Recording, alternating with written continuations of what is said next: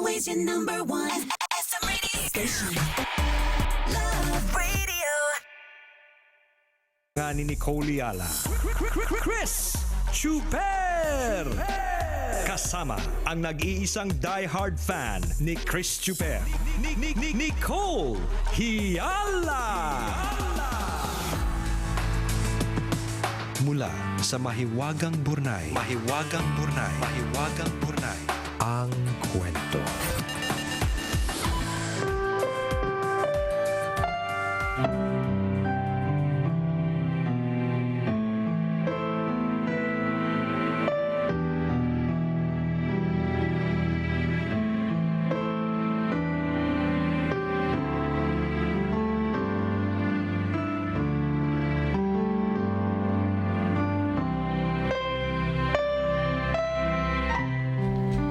Simula 6 years old, ay lagi na akong nagiging flower girl sa bawat kasal ng mga kakilala ng mama ko. Nung lumaki na ako, parati naman akong nagiging abay sa kasal, kaya hindi ko maiwasan na mangarap ng sarili kong fairy tale wedding. Tinapos ko muna ang pag-aaral ko bago ko pumayag na magpaligaw. At sa unang trabaho ko doon ko nakilala si Noel. Masungit si Noel na isang batang supervisor. Magkasama kami sa iisang department at tuwing pinapagalitan niya ang mga tauhan namin, ako ang parating tagapagpakalma sa kanya. Ayoko kay Noel nung una kasi sobrang sungit talaga niya sa trabaho. Pero nung nakilala ko siya ng husto, nalaman ko na mabait naman pala siya. Doon na nag-umpisa ang pagkakaibigan namin hanggang sa mauwi na nga ito sa pag-iibigan. Nang magsimula na siyang manligaw sa bahay, I asked for a sign. Sabi ko pag binigyan niya ako ng puting bulaklak ay sasagutin ko siya. Nagkatotoo ang sign na hiniling ko. Binigyan niya ako ng puting rosas noong kaarawan ko. Hindi pwede ang magjowa sa work namin kaya nalipat ako ng branch noong nalaman ng boss ko na kami na nga ni Noel. May motor siya kaya nasusundo pa rin niya ako sa bagong branch ko. One time 6 p.m. ang out ko, siya naman ay 3 p.m. Naghintay ako ng 2 oras sa convenience store bago niya ako masundo. Mainit na ang ulo ko. Niyaya niya akong kumain para naman kumalma ko. Habang nasa pila siya para umorder, may biglang nag-text sa kanya. Hindi ko alam kung bakit ginusto kong basahin yung text na ganito ang sabi. Salamat po sir sa paghatid. Sa susunod, ako naman ang mandilibre sa iyo ng merienda. Nako! Tayo dyan. Nanghina ako sa nabasa ko. Yung lalaking minahal ko at pinagkatiwalaan ko ay meron pa palang ibang hinahatid at pinapakain. Naghiwalay kami at pakiramdam ko ay gumuho na ang mundo ko. Nahirapan akong magmahal at magtiwala ulit hanggang sa makilala ko naman si Vin sa bago ko ng trabaho. Halos 1 taon ang lumipas bago ako mag-entertain ulit na manliligaw. I want to make sure na hindi na ako maloloko ulit. Mabait siya at boto ang mga magulang ko sa kanya.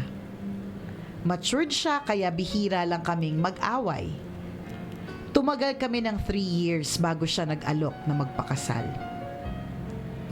Sobrang excited talaga ako dahil sa wakas ay matutupad na din ang fairy tale wedding ko.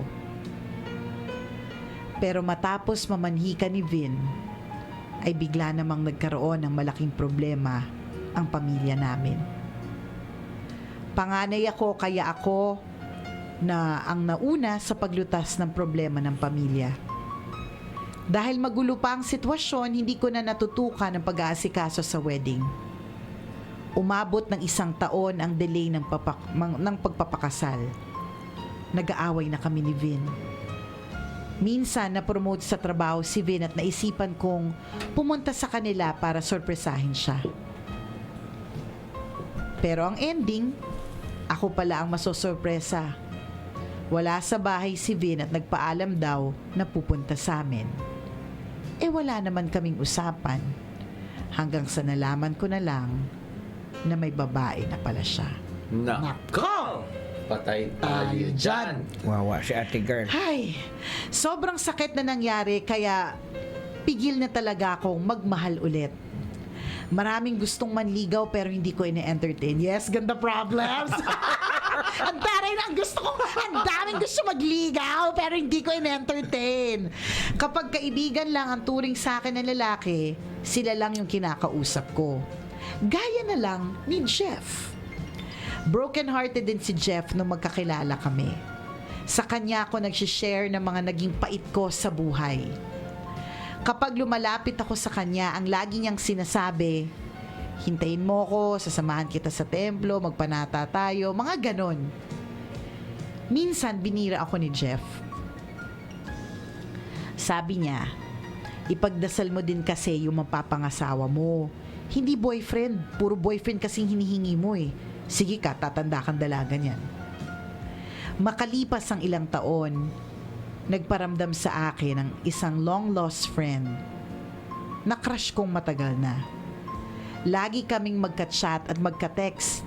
Minsan hindi ako agad nakaka-reply sa kanya kaya nag-send ako ng message. Sorry, hindi kita na-replyan agad ha. Na-miss kita. Imbis na kay long-lost friend ko masend ang message, aksidente kong naipadala kay Jeff. Hala. Nag-sorry ako kay Jeff at naintindihan naman niya ang paliwanag ko. Wrong send. Chika mo, utot mo, Violet. Isang araw, nag-send ng picture sa akin si Jeff. Picture naming dalawa. Bakit tayo ganito lang? Ang sabi niya sa akin. Nagsimula akong maguluhan at kabahan. Yes! Ayan na, arty-arty! Nilinaw ko kung ano ba yung ibig sabihin niya. Di siya message niya. Hanggang sa nagtapat na si Jeff sa akin ng tunay niyang nararamdaman.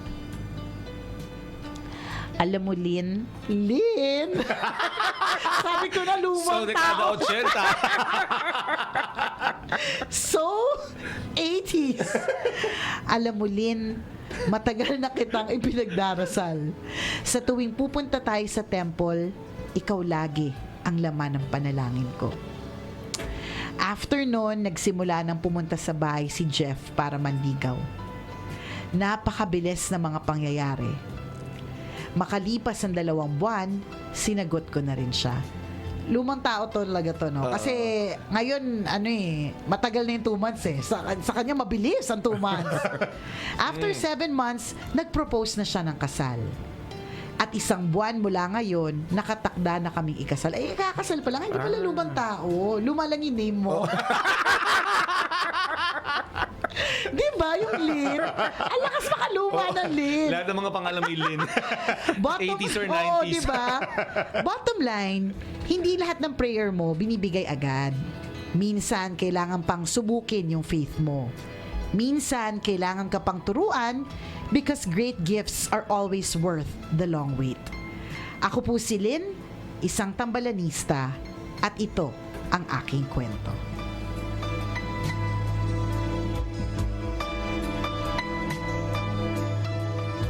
Tama yan. Ibibigay talaga sa'yo ang tamang tao sa tamang panahon. Isipin mo yun, no? Yung pinakamalupit dyan, yung ikakasal na. Oo, tapos malalaman mo. Sinurprise sa bahay, siya yung surprise. Yung mga surprise ganyan, minsan wag yung gawin. Oo. Ako pinderdan doon, ako din yung na-surprise. Tapos yung mga sign na yan. Ay, nako. Wala din yun. Kayo mga babae, mahilig kayo sa sign, Mahilig ano? kami sa ganyan. Ako hindi ako mahilig sa sign. Yung parang, yung as in like, yung tangible o nahahawakan na sign na parang katulad nito yung, Lord, kapag ka may binigyan niya ako ng puting bulaklak, it's a sign. Hindi ako mahilig sa ganun. Wala ka binangahawakan. Basta, Wala. tira lang ng Tira tira. lang, go lang, go! Pwede ito laman dyan dito. Ayos na yan. Bahala na, di ba? Oo. Importante. Lagi kong dinadasal na lang. Maging Kung- kami. Maging kami o kaya Oo. kung ano man ang mangyari, ikaw na bahala, Lord. Hindi ako mahilig sa science. Pero may mga ibang mga babae na generally sa mga babae. na mahilig sa mga ganyan.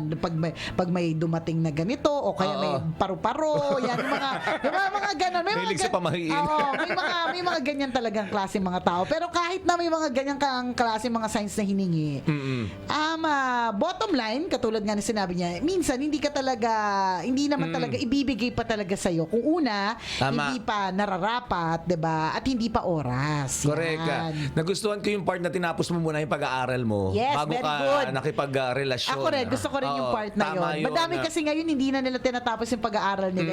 Alam mo, kung ikaw ay nandyan ka sa sitwasyon na yan, na yung magulang mo pinipigilan ka, siguro kasi yung magulang mo malandi din dati. Feeling ko.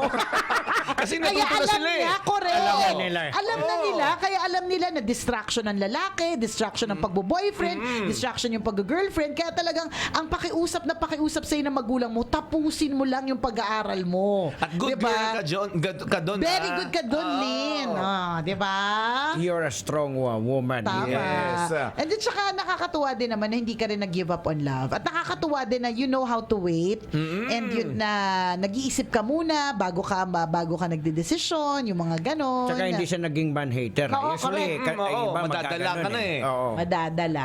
Traumatize ka na sa dami sa ilan ng lalaki ng loko sa'yo pero hindi ka Correct. sumuko sa pag-ibig. Oh, 'di ba? Pero at least maganda yung kwento ng buhay mo, 'di ba? Very Oo. colorful. Marami kang pwedeng i-share sa mga magiging anak mo Correct. at sa mga magiging apo nyo. Ako laging yan yung thinking ko eh. Pag isa lang yung naging jowa mo, ang corny ng life. Iisipin ng anak mo, siguro pangit nung dalaga. Hindi ko ligawin. Wala nagkagusto. Hindi, di ba? Pero si mami, hindi talaga gustuhin nung dati. Parang feeling ko, mas okay yung mga ilang beses na loko kasi pampatibay yan eh. Pampatibay, tsaka Pampatalino din, Pampatalino, pampatalino. pampatibay, pampasmart, at tsaka pantagdag ng kwento. Tsaka life is Diba? all about experience Of course. Doon So, tayo yan. natututo, doon tayo yung wisdom doon natin nakukuha. Correct From ka. experience. Ang daming ganda problems nitong Nilin eh. Kasi Oo. bata pa lang siya, tinaisip mo laging Ligawin flower na. girl. Oo, correct. Oo nga, no? diba? Kasi usually mga napipiling flower girl, mga magaganda. O kaya nung bata tayo, naging part ba kayo ng entourage? Hindi naman na. Minsan lang. Kapag close na nanay mo. Oo.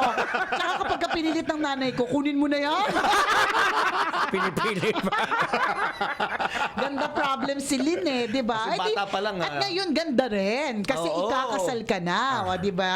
Sino mag-aakala? Di ba na talagang sinasabi ng mga matatanda na haba-haba man ang prosesyon. Diba? Sa simbahan din ng tuloy. Bakit kaya temple? Nasa ibang bansa kaya sila? Kasi parang dito sa Pilipinas, yung mga simbahan, hindi naman temple yung tawag. Oo nga. Ewan ko, wala akong friend na nagsabi, tara, Sunday na punta tayong temple. Pag ginano niya ako, sabihin ko, we, ano yan? Di ba kaibang religion? Ano man. Or baka, hindi ko alam. Wala lang, Pinoy na Pinoy kasi itsura. Nagpakita kasi ng picture, gusto niyo makita. Si Pati Lynn. nga, nang mahusgahan. Kung ligawin ka.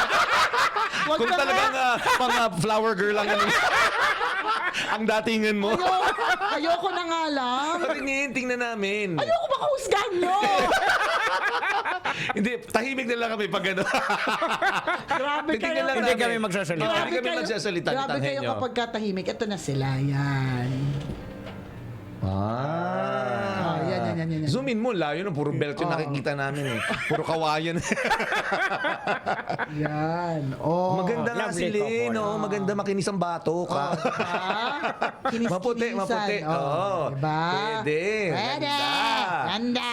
Oh. INC daw yata. Okay. Temple ba yung Sa tawag? templo ang tawag nila. Temple. Okay. Templo. Wala, hindi lang. Siguro kasi hindi ako sanay. Okay. Oh, sorry. Sorry po. Hindi ako sanay. Katoliko yun. Templo ang tawag. Kasi pag ordinaryo tayo, pag sinabi nating temple, yun sa mga monk. Oo, yun diba? yung Mga naisip ganun. ko eh, parang Buddhist. Oo. Oo, yun yung naisip ko sa mga Indonesia, ganyan. Yun, templo. Yan. Oy, very Lynn! Ikakasal ka na sa templo! Nakatago ka rin sa diba? wakas. Congratulations! At ngayon, dahil ikakasal magpakasal na kayo, di ba? Sana'y humayo at magparami para madagdagan sa mundong ito yung mga katulad mo na merong ganda problems. Di ba? Aabangan Magandang namin. lahi. Yan, magkalat ng magandang lahi, di ba? Pero pag hindi masyado maganda, Huwag na ikalat. Grabe. alam mo, meron akong ganun dito. Palay-gate ka na. Ano yung tito mo? Sinabi niya yun? Oo, meron siyang meron kaming pinsan na ganun. Na? Oo, kasi nung pinanganak yung panganay, Oo. sabi niya, Grabe.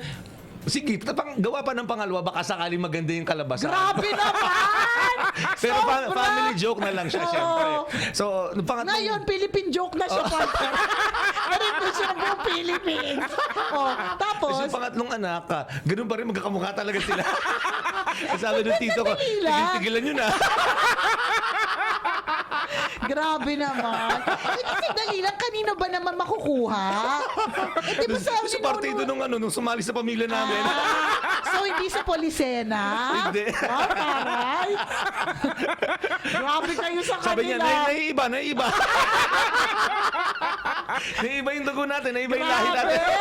Stop na yan. Tigilan na yan. Sobrahan, sama no. Pero joke lang naman yun. Oo, joke yun sa pamilya namin. Pero yung iba, kung halimbawa, hindi rin kayo handa na magdagdag ng anak, tigil-tigilan nyo na rin. I think I'd like to see that on More, that aspect. Oo, yes. yung sa aspetong, kung hindi naman kayo handa na magpaaral, magpakain, magpalaki, dahil na mahirap magpalaki ng anak at come up with yung mga batang magagandang ugali. Kung di nyo rin lang naman kaya, tigil-tigilan nyo na din. Tama. Yun talaga yung pinaka-importante dyan. Pero ako natutuwa ako doon sa pamilya, maganda talaga yung blood nila, no? Yung Maganda Dantes family. Oo, mga... Grabe talaga. Mararamdaman mo talagang ang papangit natin lahat. Kapag tinabi natin yung mga sarili natin kay Marian, kay Dingdong, tsaka sa mga anak nila. Grabe. Sobrang ganda ng pamilya, promise. Iba yung genes nila na May parang ganun kahit magparami kayo ng magparami, okay lang. Ang ganda yung tingnan. Alam mo, naalala ko lang kasi si Marian na kakakita ko lang ng may pinost siya na picture ng paa niya. Nag-thank you siya sa sponsor niya sa nails. Tapos grabe yung mga comments ng mga tao tungkol sa paa ni Marian na parang grabe, bakit yung paa mo mas makinis pa sa mukha ko? Kasi totoo naman. Grabe talaga, promise. As in. May ganun, Nakakadagdag ng insecurity sa mga tumitingin. Nakakatuwa talaga yung mga ganun. Yung parang buong Diba? pamilya ang gaganda. Diba? Oo, kaya. Nakakatuwa. O tingnan nyo husgahan nyo. Tingnan ninyo yung paa ni Marian. Totoo naman. Yung paa niya, mas makinis pa sa mukha ko. Pag pinagtabi po natin, di ba? Bakit puti ng paa niya. ganon? Oo. Walang hustisya. Okay, pero ang sabi nga nung teacher namin dati, naalala ko, pag pipili ka doon ng mapapangasawa, alamin mo din yung genes nila. Sabi daw, kasi Oo, syempre wala diba? namang ibang pagkukunan eh. In fact, yung isa nating ninong dati, yun din sinabi Ayun din sa sinabi. atin. Oo. Pero yung kanya naman, yung mga sakit. Akala ko noon joke lang eh. Oo. Pero sabi niya, totoo. Kasi mamamana niya ng mga magiging anak mo eh. So correct. kailangan, dapat alam mo rin yung medical history. Meron ba dyang may high blood din. Oo, ganyan. meron bang, cancer. correct. O kaya meron ba dyang mentally, yung mga ganun. Kaya lang, kahit malaman mo naman. Pag mahal mo naman yung mahal mo tao. naman, Pag tatanggapin mo. mag-ibig ka na, wala na. Correct. Totoo yan. Finish na yun eh. Finish. So anyway, good luck sa mga ikakasal.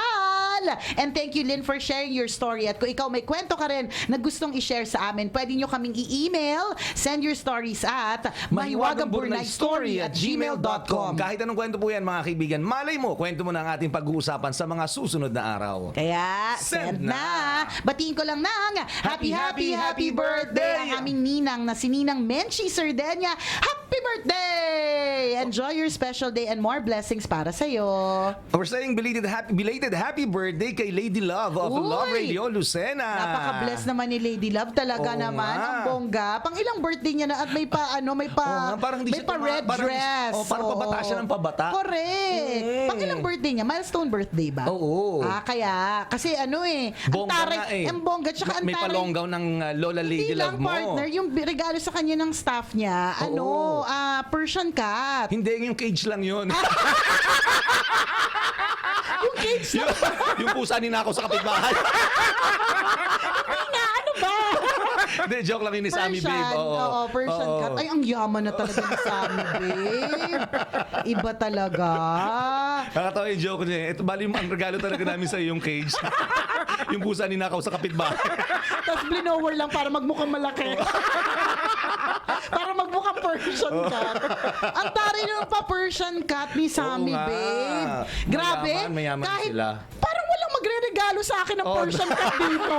Kahit mas malaki yung kita nila kesa sa'yo, Sammy, babe.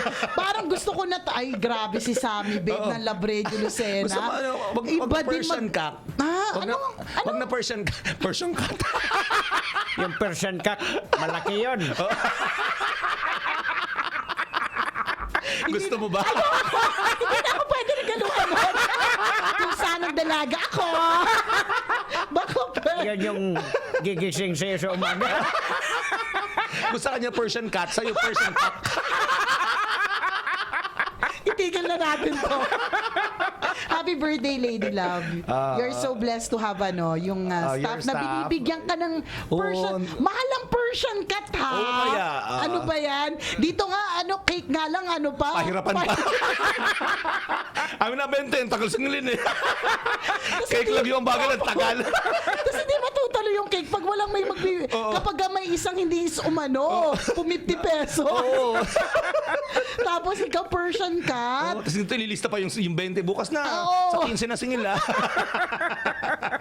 Kaya sabi ko, grabe, iba yung pa-Persian cat. Sabi ko, milestone year ba? Kasi may pa-Persian cat eh. Oo nga, oo. Happy birthday sa'yo. Mga kabisyo, enjoy the rest of your day. Smile ka lang. Tandaan ko ano man ang pinagdadaanan mo ngayon.